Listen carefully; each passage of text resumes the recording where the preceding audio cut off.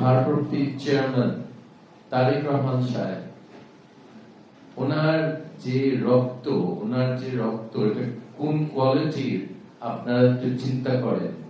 বাপ কি ছিল এবং মা কি আছে, এটা ইনক্রেডিবল। এটা আর কারো নাই, এটা বাংলাদেশে আর কারো ওই কোয়ালিটির ব্লাড লাইন নাই, আপনাদেরকে বলতে পারি।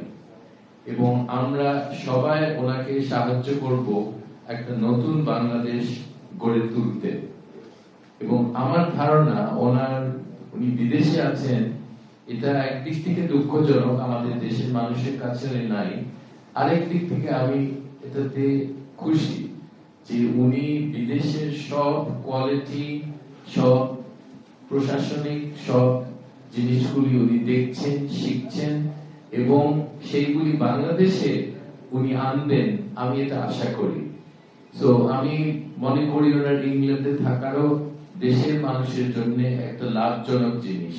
উনি অনেক কিছু নিয়ে আসবেন এই দেশে যেটা আগে ছিল না, এবং এই দেশটাকে উন্নত করতে এশিয়ার মধ্যে, মহাদেশের মধ্যে এটা প্রথম 3 দেশের মধ্যে আনতে অসম্ভব কিছু না।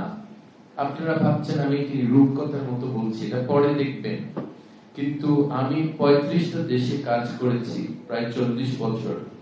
আপনাদেরকে বলতে পারি আমাদের দেশের মানুষের কোয়ালিটি এটা হলো টপ ক্লাস, এবং এই মানুষগুলিকে দিয়ে একটা টপ ক্লাস দেশ, প্রথম সারির দেশ তৈরি করা যাবে ইনশাআল্লাহ। এবং বিএনপির এই সুযোগটা যদি ভোটাররা দেয়, তাহলে আপনারা দেখবেন তারা কি পাবে এই দেশের জন্য, এবং ভবিষ্যৎ প্রজন্মের জন্য তারা কি করতে পারবে, আপনারা তখন দেখতে পারবেন।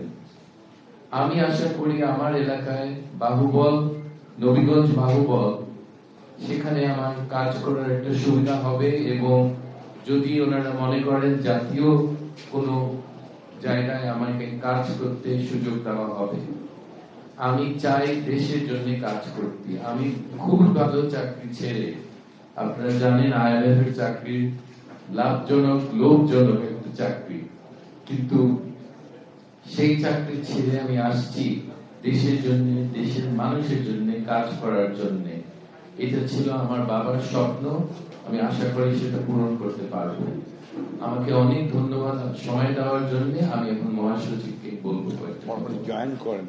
আমি বিএনপি ফর্মালি জয়েন করলাম।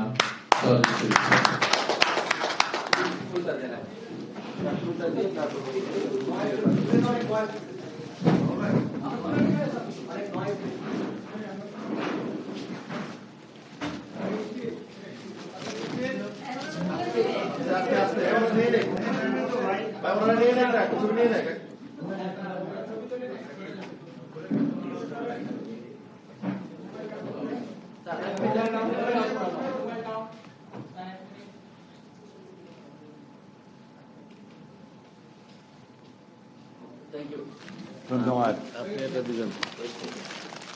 আমাদের তরফ থেকে উনি যোগ দেওয়াতে আমরা খুলে চলে